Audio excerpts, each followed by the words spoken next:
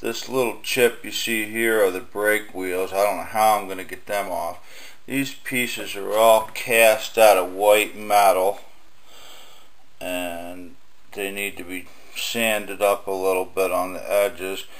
But the problem I'm looking at here is these are the directions, and all they show is a picture of what the original car looked like. They don't show you any pictures of what the steps are. This is going to be a tricky kit.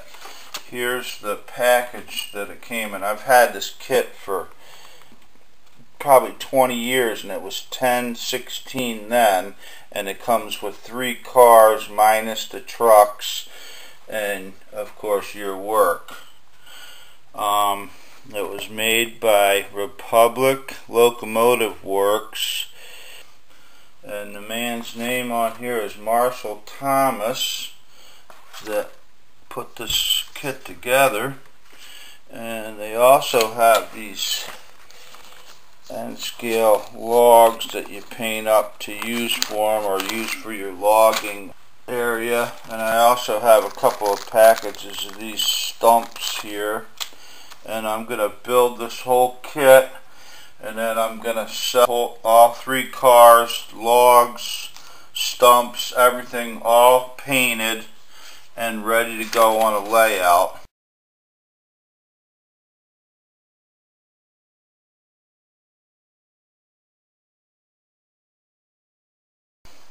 Because I think this challenge is just what I need right now. I'm working on another project, and it's a big project, so I figured a couple little projects would be good. They suggest using a brass blackener, and I'm just not a big fan of using all those kind of chemicals, because for one thing it eats at the metal, and with N scale, if you have anything eating at the metal, it's going to look way overdone. So I'm not bothering with that stuff. My first step is doing the long parts. Okay, let me just take a look under the light, and I'm seeing some bumps on here, and I see that right there. It looks like it needs to stay there because it's so square. It probably holds something right in between here. So I don't want to take off anything that I don't have to, but I wish they gave you some kind of clue of what to do here. This all looks like it needs to go off. So what I'm going to do is take my flat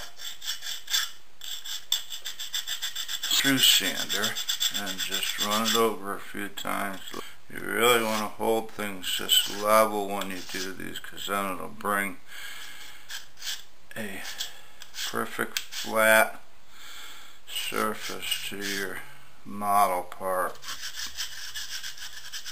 Just keep working at it a little bit. And this white metal is very bendable, so you really got to be careful you don't knock it out of true. Okay, right now by spinning, I'm putting a little cross hatch on the metal. Okay, here we're still having a little fun. That's pretty darn close here. I'm only going to film building one of the cars, and then I'll show you the completed cars when we get done. I'm speeding up the process a little bit. As you can see how easily just by touching it, it goes out of square. So you got to bring it back.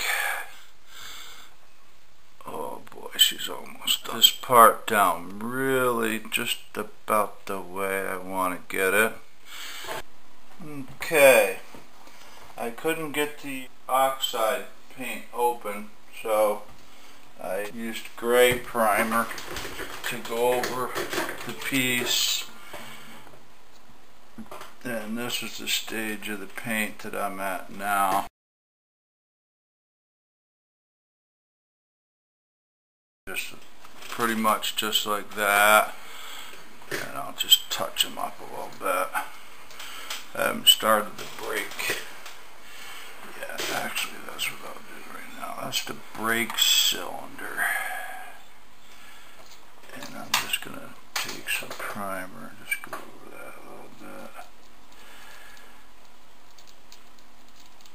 Really nothing much to these kits. It's just they're so small and tedious, and